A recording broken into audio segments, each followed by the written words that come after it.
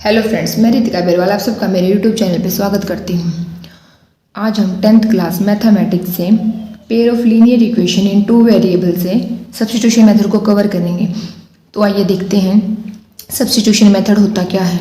इस मेथड में जैसे हमारे पास सबसे पहले तो लीनियर इक्वेशंस होती हैं दो, जो कि दो वेरिएबल्स के अंदर होती हैं। जैसे हम ये कह दें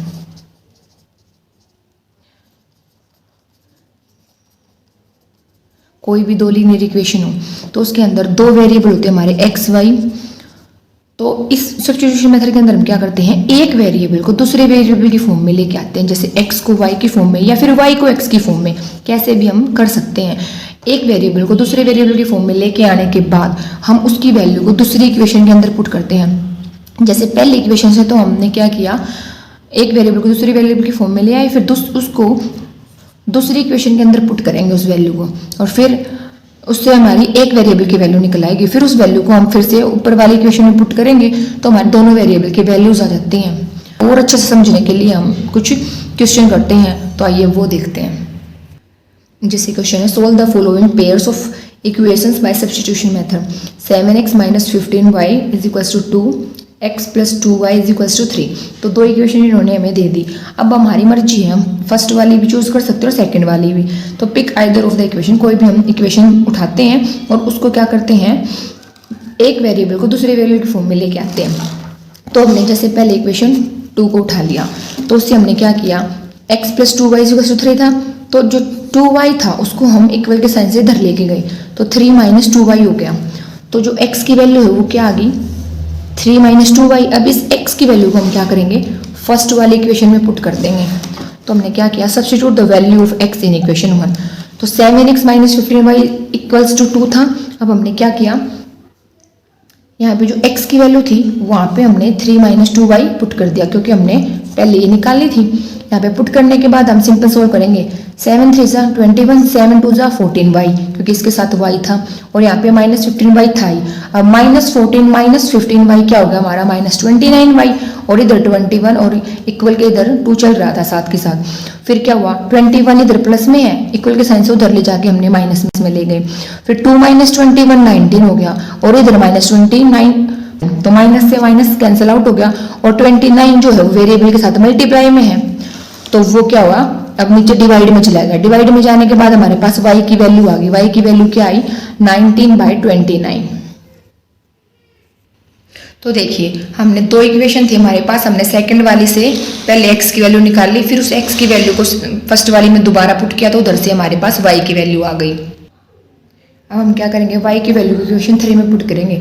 इक्वेशन 3 क्या थी हमारी, ये जो हमने सेकंड वाली इक्वेशन से x की वैल्यू निकाली थी, इस इक्वेशन को हम थर्ड इक्वेशन बोल रहे हैं। तो वो हमने इधर लिख ली, x = 3 - 2y, और y की वैल्यू क्या थी हमारी 19/29, वो हमने यहाँ पे पुट कर ली। 19 × 2 = 38, और फिर हमने यहाँ पे एलसीएम लिया, सोल्व किया, तो x की वैल्यू आ गई हमारे पास 49/29। तो हमारे पास x की वैल्यू आ चुकी है 49/29 और y की वैल्यू आ चुकी है 19/29। अब हमारे पास दो इक्वेशन थी, एक ये और एक ये। अब इनके अंदर जो x y वेरिएबल थे, वहाँ पे x की जगह 49/29 और y की जगह पे 19/29 पुट करके देखेंगे। और पुट करने के बाद हमारा left hand side right hand side के इक्वल आता है, तो जो हमारी वैल्यूज़ आई हैं वो ठीक आई हैं। ऐसे हम इनको वेरीफाई करके देख सकते हैं। तो अब हम एक क्वेश्चन और देखते हैं। A fraction becomes 9/11 if 2 is added to both the numerator and the denominator. 3 is added to both the numerator and denominator, it becomes 5/6. Find the fraction. वो कहता है कि अगर एक फ्रैक्शन हमारी 9/11 बन जाती है जब हम उसके नोमिनेटर में 2 ऐड कर देते हैं और डिनोमिनेटर में भी 2 ऐड कर देते हैं। तो हमने क्या किया, नोमिनेटर और डिनोमिनेटर को x y लेट कर लिया, और x के अंदर यानी कि नोमिनेटर के अंदर 2 ऐड करवाया और डिनोमिनेटर y के अंदर 2 ऐड करवाया, तो फ्रैक्शन बन गई हमारी 9/11। तो हमने क्या किया, क्रॉस मल्टीप्लाई किया, यहाँ पे x + 2 11 की मल्टीप्लाई करवा दी और y + 2 के साथ 9 की मल्टीप्लाई करवा दी। तो 11x और 11 × 2 = 22, 9y और 9 × 2 = 18।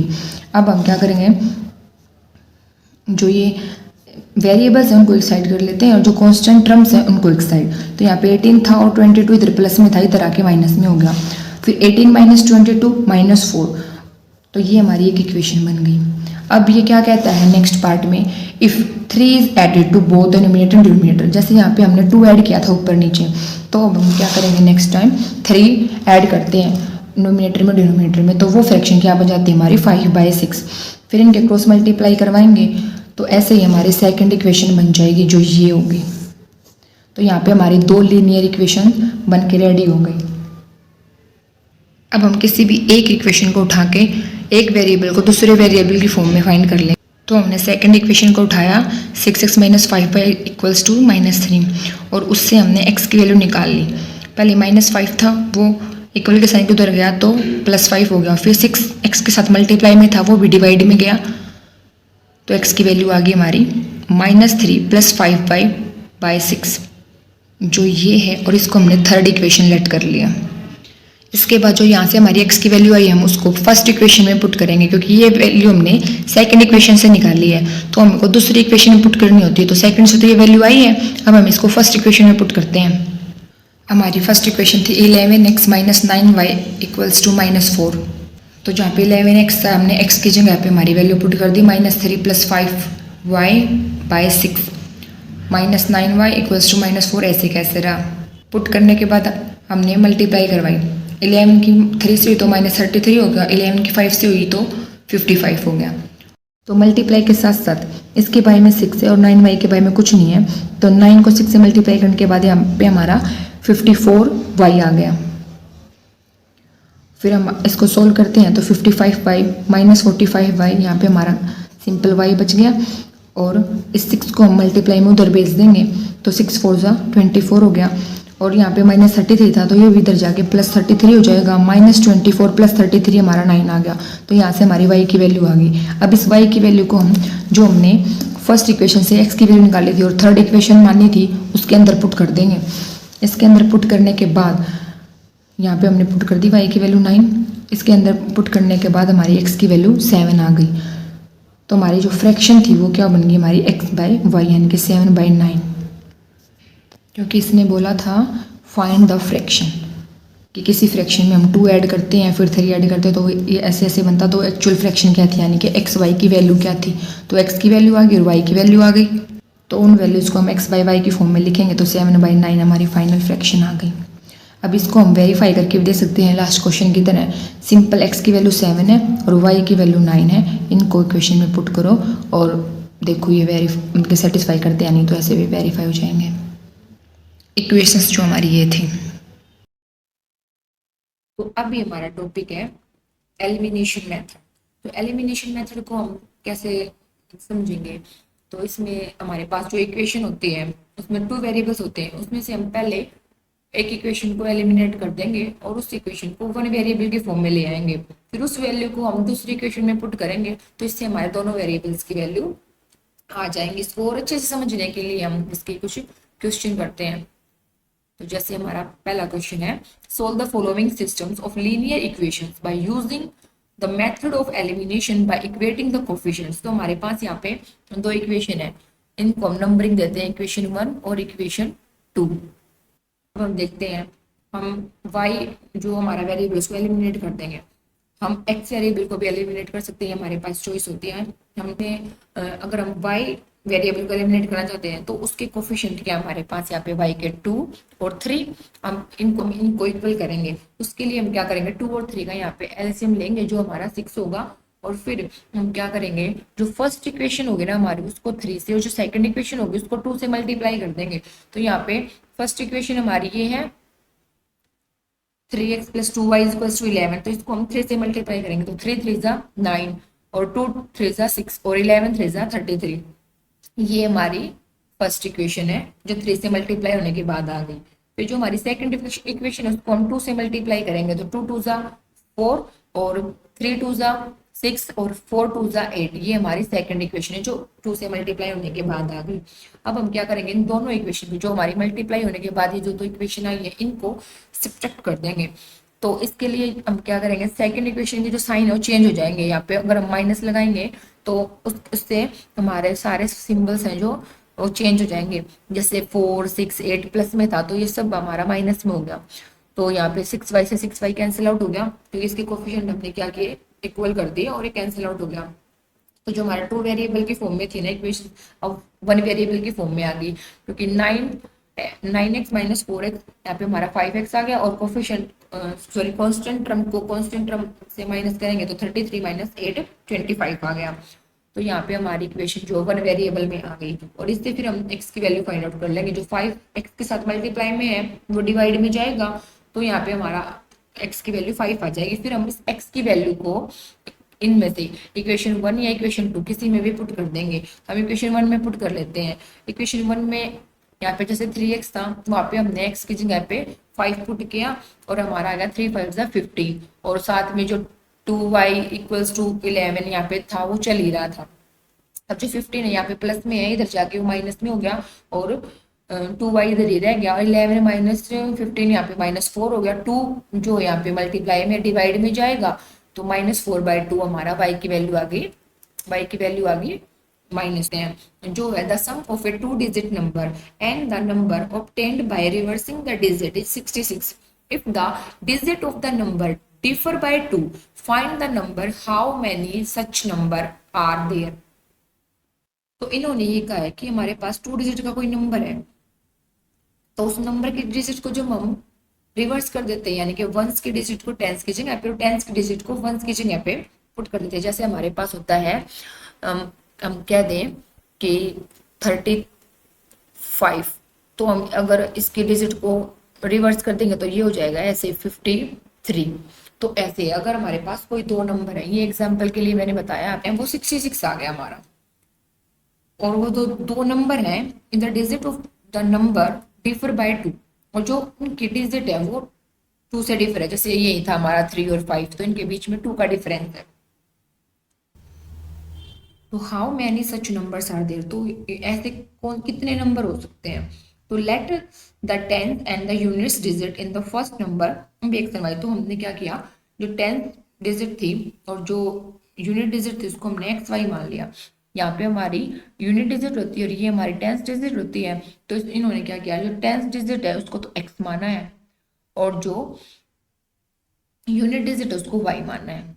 तो हमारा नंबर होगा एक्स वाई की फॉर्म। So the first number may be written as 10x + y, क्योंकि हमारा नंबर एक्स वाई की फॉर्म में था ना, और जो यूनिट की जगह पे है वो तो y रहेगा, जो टेंस की जगह पे है उसको हम 10 + x लिख सकते हैं। जैसे हमारा 53 हो, तो हम अगर इसको एक्सपेंडेड फॉर्म में लिखें तो यहाँ पे हम इसको 50 + 3 लिख सकते हैं, और फिर 50 को हम 5 × 10 लिख सकते हैं। तो इसने यहाँ पे ऐसे ही किया है, ये एक्सपेंडेड फॉर्म में हमारा हो गया। फिर क्या, when the digits are reversed x becomes the unit digit and y becomes the tens digit। और जब इसने कहा अगर उनको रिवर्स कर देंगे तो हमारा नंबर तो एक्स वाई की फॉर्म में था, अगर इसको रिवर्स कर देंगे तो जो x है वो यूनिट डिजिट पे आ जाएगा, और जो यूनिट डिजिट पे था y वो हमारा टेंस डिजिट पे चला जाएगा। ऐसे हो जाएगा नंबर रिवर्स करने के बाद।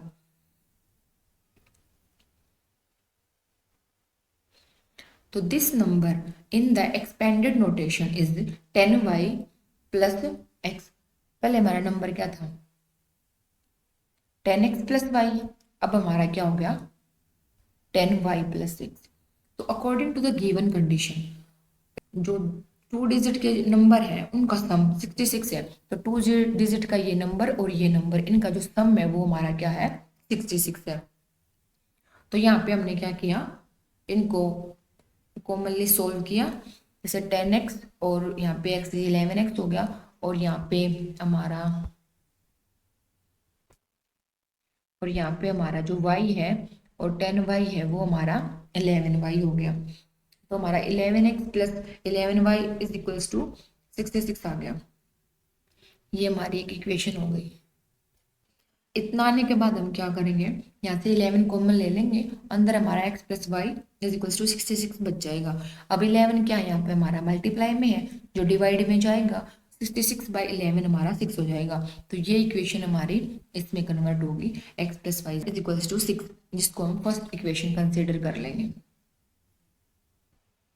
तो we are also given that the digits differ by 2, और हमें ये भी बताया गया है, ये भी क्वेश्चन में बताया है कि जो डिजिट्स हैं वो जो हैं उनके बीच में 2 का जो है डिफरेंस है।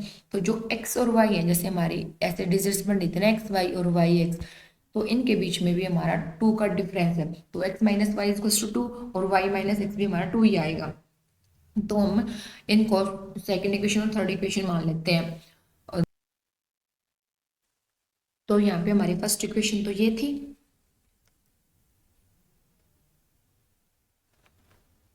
और सेकंड इक्वेशन ये थी। इन दोनों को हम क्या करेंगे, यहाँ पे सोल्व करेंगे। तो x plus y is equals to 6, x minus y is equals to 6। यहाँ पे हमें कोफिशिएंट इक्वल करने की जरूरत नहीं क्योंकि पहले ही है, तो यहाँ पे हम ऐड कर देंगे। तो यहाँ पे y से y कैंसिल आउट हो जाएगा, और यहाँ पे हमारा x 2x हो गया, और 6 और 2 8 हो गया।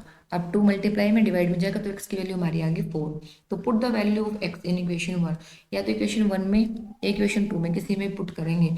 तो यहाँ पे अगर हम x की वैल्यू 4 पुट करते हैं तो जो ये हो जाएगा 4 plus y is equals to 6, और y इधर रह जाएगा, 4 उधर जाएगा तो 6 माइनस 4, और y की वैल्यू हमारी आ जाएगी 2।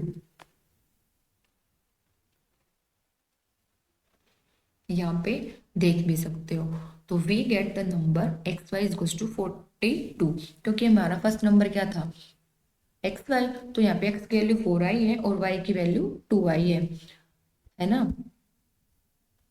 और हमारा सेकंड नंबर क्या था, वाई एक्स। तो यहाँ पे हमारा सेकंड नंबर हो जाएगा 24। और जैसे हमने पहले लिया था ना 10x प्लस वाई, तो यहाँ पे x की जगह पे हम 4 पुट करेंगे, तो 10 इंटू 4 40 प्लस में 2, फिर ये 42 ऐसे बन जाएगा एक्स्ट्रा समझने के लिए। थर्ड इक्वेशन को सोल्व करते हैं तो हमारा y की वैल्यू 4 आएगी और x की वैल्यू 2 आ जाएगी। यहाँ पे आप देख भी सकते हो। और फिर हमारा सेकंड नंबर क्या होगा 24। वैसे भी 42 आया था, तो अगर हम वाई एक्स करेंगे तो वो 24 ही आना था। तो यहाँ पे दोबारा से सोल्व भी करके दिखा दिया है हमने। तो 10 देर आर 2 सच नंबर्स, तो वो हमारे होंगे 42 और 24। और वेरिफिकेशन की क्या है, अगर हम 24 और 42 को ऐड करते हैं तो 66 आता है, और पहले अगर हम 42 और 24 रखेंगे तो 66 ही आना है। और जो इनके डिजिट्स हैं 4 और 2, और जो इनकी डिजिट है 4 और 2, उनका डिफरेंस भी हमारे पास 2 ही है। तो अब हमारे पास आता है equation reducible to a pair of linear equations in two variables. We shall discuss the solution of such pairs of equations which are not linear but can be reduced to linear form by making some suitable substitutions. यानी कि जो linear equation है नहीं लेकिन हम उनको linear equations बना सकते हैं कुछ सब्स्टिट्यूशंस के बाद। तो इसका हम एक क्वेश्चन देखते हैं। Solve the pair of equation. जैसे इन्होंने हमें दो इक्वेशन दे दी, 2/x plus 3/y is equals to 13, 5x minus 4/y is equals to -2। इनको हम यहाँ पे इक्वेशन 1 और इक्वेशन 2 कंसिडर कर लेते हैं।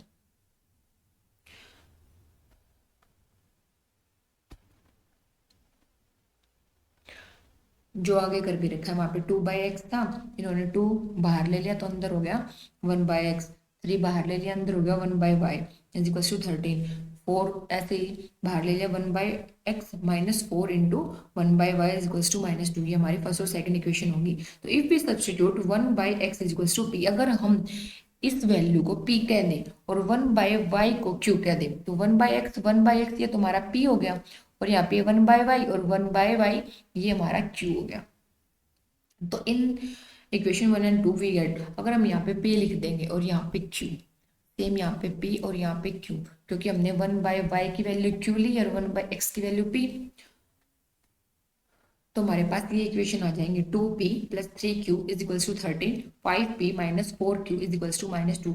तो हमने जस्ट क्या किया है, 1/x की वैल्यू को p और 1/y की वैल्यू को q पुट किया है, और वो इक्वेशन हमारी लीनियर इक्वेशन बन गई। Now using any method to solve this equation, तो इसके लिए हम सब्स्टिट्यूशन मेथड या एलिमिनेशन मेथड कोई भी यूज करके p और q की वैल्यू को फाइंड आउट कर सकते हैं। अगर हम कोई मेथड अप्लाई करेंगे तो p की वैल्यू हमारे पास 2 और q की वैल्यू 3 आएगी। तो वो कैसे आएंगी, तो एक बार देख लेते हैं। तो इसके लिए हम क्या करेंगे, इन्होंने क्या किया है, एलसीएम लिया है 3 और 4 का। 3 और 4 क्या हमारे क्यू के कोफिशिएंट है, इनका हम एलसीएम लेंगे तो हमारे पास 12 आएगा। तो हमें यहाँ पे 12 बनाने की जरूरत है, जो कैसे होगा, अगर हम थर्ड इक्वेशन को 4 से और फोर्थ इक्वेशन को 3 से मल्टीप्लाई करवा दे तो हमारे पास ये आएंगे, और इसमें हमारे क्यू के जो कोफिशिएंट है वो इक्वल हो गए 12, ये कैंसिल आउट हो गए। तो यहाँ पे अगर हमारा 8p और 15p है तो ये 23p हो गया, और यहाँ पे हमारा 52 माइनस 6p है तो ये हमारा 46 हो गया। ये जो साइन थे वो हमारे सेम वैसे ही चल रहे थे जैसे चल रहे थे, जैसे इसमें 5p minus 4q is equals to -2। बस हमने उस इक्वेशन को 3 से मल्टीप्लाई करवाया और हमारे पास ये इक्वेशन आई, और इसको हमने सोल्व किया तो हमारे पास ये इक्वेशन जो है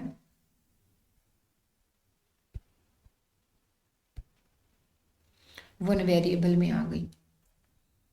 2 वेरिएबल में थी ना ये पी और क्यू, और अब हमारे पास ये 1 वेरिएबल में आ गई सिर्फ पी की फॉर्म में। तो यहाँ से भी हम पी की वैल्यू निकाल लेंगे, जो हमारे 46/23 हो गए पी की वैल्यू। इसको हम हमारी इक्वेशन के अंदर पुट कर सकते हैं, जो हमारी थर्ड और फोर्थ इक्वेशन थी ये वाली, और ये इक्वेशन हमारे यहाँ से आई थी जो फर्स्ट और सेकंड इक्वेशन थी, इसमें हमने 1/x और 1/y की जगह पे पी क्यू लिखे थे, और फिर हमारे पास इक्वेशन आई थी। इनमें अब हम जो हमारी पी की वैल्यू आई है उसको पुट कर देंगे 2 को।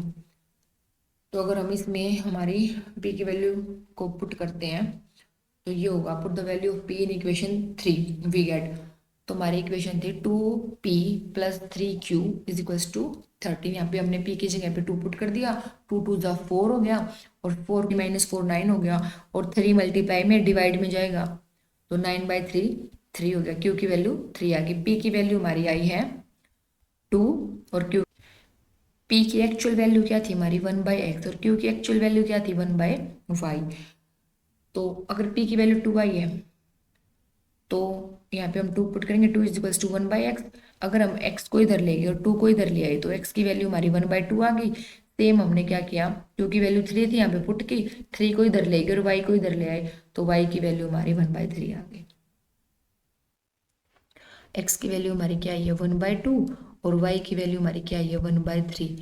अगर यहाँ पे हम 1/2 पुट करेंगे तो यहाँ पे 1/2 पुट होगी, ये ऊपर जाके फिर ये डिवाइड में है ना, तो अगर हम मल्टीप्लाई में करेंगे तो x की वैल्यू और y की वैल्यू फिर हमारी 3/1 हो जाएगी। 2 2 ज़ा 4, 3 3 ज़ा 9, 4 और 9 ऐड करेंगे तो 13 ही आएगा। हमारा नेक्स्ट क्वेश्चन है, solve the following pair of equations by reducing them to a pair of linear equation. तो हमारे पास इक्वेशंस दे रखी है 5/x - 1 plus 1/y - 2 is equals to 2, ये, और फिर है 6/x - 1 - 3/y - 2 is equals to 1, ये x - 1 उसकी वैल्यू p मान लेंगे, और जो 1/y - 2 है उसकी वैल्यू q मान लेंगे। यहाँ से तो ये डायरेक्ट आएगी, और इसके इन सब में हम इनटू 1 कर सकते हैं, तो यहाँ से ये अलग हो गया, और इनकी वैल्यू हमने p और q कंसिडर कर ली। करने के बाद यहाँ पे 1/y - 2 था ही, और इन सब का हमने क्या किया, जो कांस्टेंट टर्म थी 5 6 3 ये बाहर निकाल ली, और फिर सेम ये आ गया। इसको हमने p माना था 1/x - 1 को, और इसको हमने q माना था 1/y - 2 को। फिर यहाँ पे अगर हम p q पुट करेंगे तो ये हमारी जो इक्वेशन है ये ऐसे बन जाएंगी, 5p + q is equals to 2, 6p - 3q is equals to 1, जिनको हम इक्वेशन थर्ड और फोर्थ मान लेंगे। जो हमारी फर्स्ट वाली थी इनको हमने 1 और 2 मान लिया था। फिर क्या है, by solving third and fourth we get p is equals to 1/3 and q is equals to 1/3। तो ये कैसे आई, अब हम इनको देखते हैं। देखो क्या है, multiply equation 3/3 and subtract 3 from fourth. जो थर्ड इक्वेशन थी उसको हम 3 से मल्टीप्लाई करेंगे ताकि जो हमारा q है उसका कोफिशिएंट सेम आ जाए। तो यहाँ से 3 से मल्टीप्लाई करने के बाद हमारी इक्वेशन आ गई 15p + 3q इक्वल्स टू 6, और सेकंड इक्वेशन फोर्थ इक्वेशन हमारी ये थी 6p - 3q इक्वल्स टू 1। अब हमने सिंपल इसको क्या किया, ऐड कर दिया, तो ये दोनों तो ऐड हो गए 21p, और ये दोनों साइन अलग है तो कैंसिल आउट हो गए, और यहाँ पे ये ऐड हो गए 7 हो गया। अब जो 21 है वो मल्टीप्लाई में डिवाइड में जाएगा इधर ऐसे, तो कैंसिल आउट हो गया, 7 1 जा 7 और 7 3 जा 21, तो p की वैल्यू आ गई 1/3। अब जो p की वैल्यू है उसको हम क्या करेंगे, थर्ड इक्वेशन में पुट करेंगे। थर्ड इक्वेशन हमारी क्या थी, ये थी 5p + q = 2, हम फोर्थ में पुट कर सकते हैं, मर्जी है। जब हमने इसको थर्ड इक्वेशन में पुट किया 5p + q = 2, तो p की जगह पे हमने 1/3 पुट किया, तो ये हो गया यहाँ पे हमारा 5/3। 5/3 यहाँ पे प्लस में है, इक्वल के साइन के इधर आके ये माइनस में हो गया, और 2 इधर पहले से था, तो 2 - 5/3 एलसीएम लेंगे हम इसका, तो ये 6 - 5/3 हो गए, क्यू की वैल्यू हमारी 1/3 आ गई। तो जो p की वैल्यू हमारी आई है 1/3, क्यू की वैल्यू 1/3 आई है, तो p हमारा इक्वल किसके था, 1/x-1 के इक्वल था। तो यहाँ पे हमने क्या किया, p की वैल्यू पुट की 1/3, और फिर इसको क्रॉस मल्टीप्लाई करवाया, तो 3 1 जा 3, और यहाँ पे x-1 इधर चला गया, और ये -1 इधर आ गया, +1 हो गया, x की वैल्यू -4 आ गई। सेम ऐसे ही q किसके इक्वल माना था हमने, 1/y-2 के इक्वल, तो q की वैल्यू भी क्या आई थी 1/3, क्रॉस मल्टीप्लाई करवाया, हमारा ये आ गया 3 = y-2। अब जो -2 है मैंने यहाँ पे दोबारा लिख दिया, -2 है, इक्वल के साइन के इधर आगे प्लस में हो गया, 3 + 2 5 हो गया, y की वैल्यू हमारी आ गई